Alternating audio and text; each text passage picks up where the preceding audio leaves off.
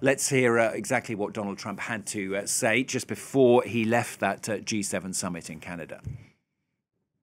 I have to be back. Very important. I want to just thank our great host. Fantastic job. Thank you in Canada.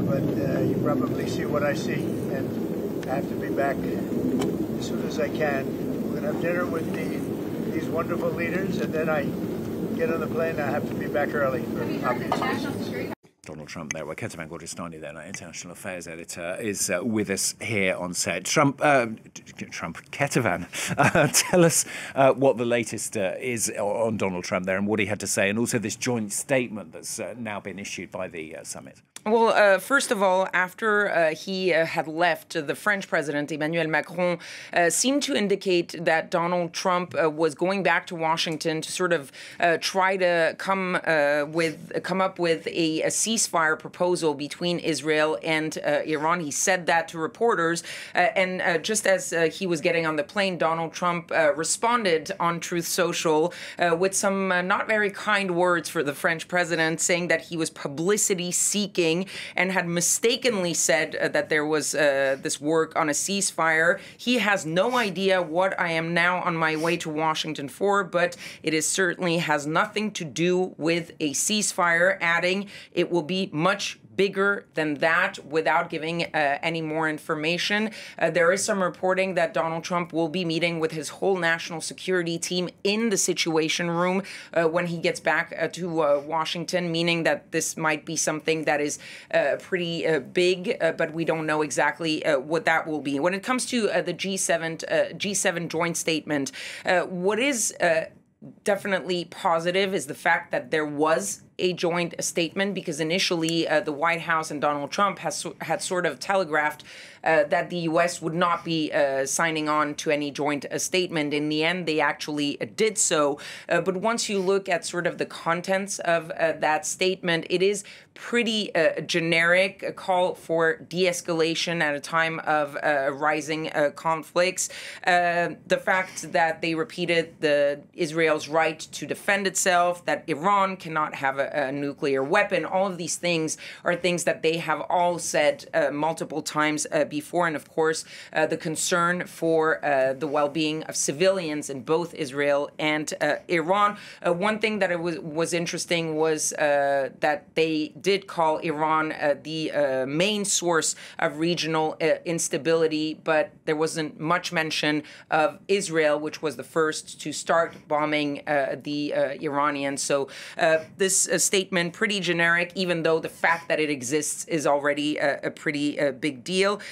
One thing to note also is that the fact that Donald Trump left to supposedly go and deal with the situation does sort of symbolize the fact that he believes he alone is going to deal with that situation, rather than what we've seen in the past, which is that we are stronger together, especially in the G7.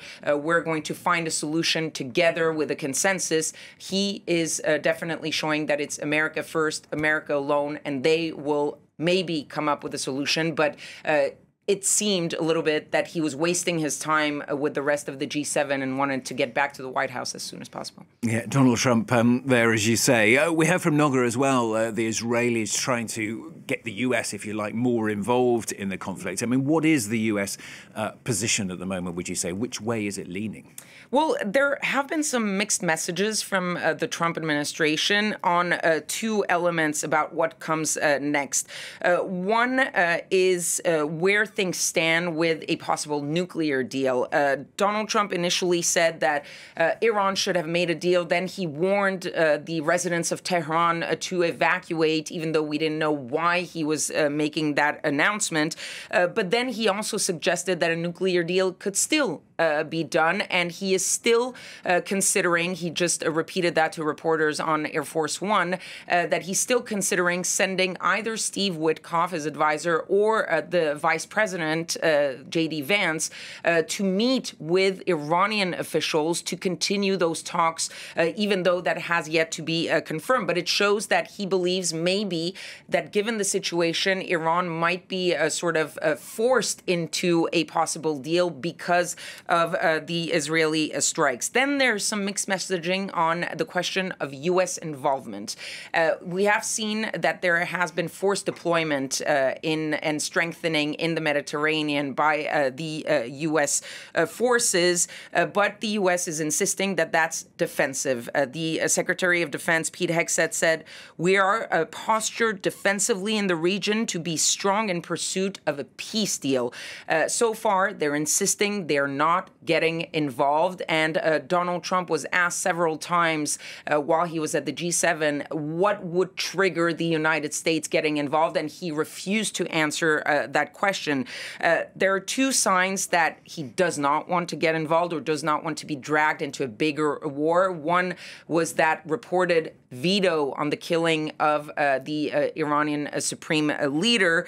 And the other issue that shows that he doesn't yet want to get involved is the fact that the U.S. is holding back that gigantic 30,000-pound bunker-busting bomb and the aircraft that could carry that. They're not so far giving that to the Israelis. That would be what Israel would need in order to reach the deepest nuclear facilities in Iran. And that is in part because you have around Donald Trump people who disagree on what comes next with Iran. You have the hawkish wing that wants to help Israel actually finish the job in Iran. And you have the more MAGA wing that has campaigned all of those months and years on no forever wars, no involvement anywhere, especially not in the Middle East. This is not our problem, is their motto, if you will. And so Donald Trump is sort of back and forth on that issue. But I guess we'll see maybe later on today what happens once he's back in the White House.